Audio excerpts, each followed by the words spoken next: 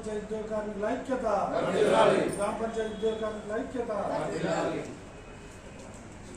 తెలంగాణ గ్రామ పంచాయతీ employees and workers union CIT అనుబంధం ఈరోజు చెలో హైదరాబాద్ ఇందిరా పార్క్ ధర్నా కార్యక్రమాన్ని చేపట్టడం జరిగింది. దానిలో భాగంగానే ఈ మండలంలో ఉన్నటువంటి కార్మికులందరూ, కార్మిక నాయకులు కూడా మరి తరలి వెళ్లేందుకు సిద్ధమవుతున్న సందర్భంలో ముందస్తుగా పోలీస్ స్టేషన్లో అరెస్టులు చేయడం జరిగింది. గ్రామాలలోకి వచ్చి మరి కార్మికులను అందరూ కూడా తీసుకొచ్చి ఏదైతే మీ ప్రభుత్వాన్ని ఒకటే డిమాండ్ చేస్తున్నాం, ఈ అరెస్టులతోటో నిర్బంధాలతోటో మరి పోరాటాలను ఆపలేరు.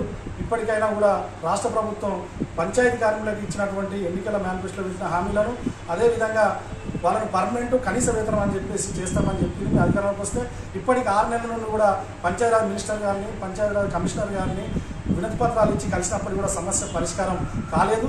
గత్యంతరం లేని పరిస్థితులనే రాష్ట్ర యూనియన్ మరి పోరాటానికి పిలుపునివ్వడం జరిగింది.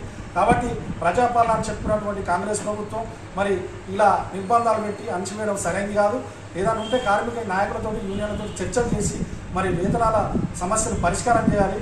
ప్రధాన డిమాండ్లు ఏదైతే గ్రామ పంచాయతీ కార్మికులకు ఉద్యోగ భద్రత, కనీస వేతనం 26,000, మల్టీపర్పస్ విధానం రద్దు చేయాలని, కారోబార్ బిల్ కలెక్టర్లను సహాయ కార్యదర్శిగా నియమించాలని చెప్పేసి పంచాయతీ కార్మికులందరినీ కూడా బీఆర్సీ పరిధిలోకి తీసుకొచ్చి కనీస వేతనాలు అమలు చేయాలి, ఇన్సూరెన్స్ సౌకర్యం కల్పించాలని న్యాయమైన డిమాండ్ అనేది కోరడం జరుగుతుంది. కాబట్టి వీటిని పరిష్కరించేంత వరకు కూడా మరి యూనియన్ పోరాటం చేస్తుందని తెలియజేస్తున్నాం. అవసరమైతే కార్మికులందరూ కూడా రాష్ట్ర వ్యాప్తంగా మరో సమ్మె పోరాటాన్ని కూడా సన్నద్ధమవుతారని తెలియజేస్తూ గ్రామ పంచాయతీ సిబ్బంది మాకు గత 3 నెలల నుంచి జీతాలు పడటం లేదు.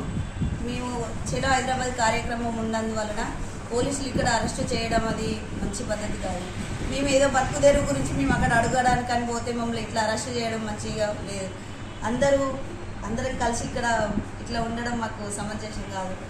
మాకు జీతాలు కడిగేయడం జరుగుతుంది. కార్యదర్శి 3 నెలల నుంచి జీతాలు రావడం లేదు.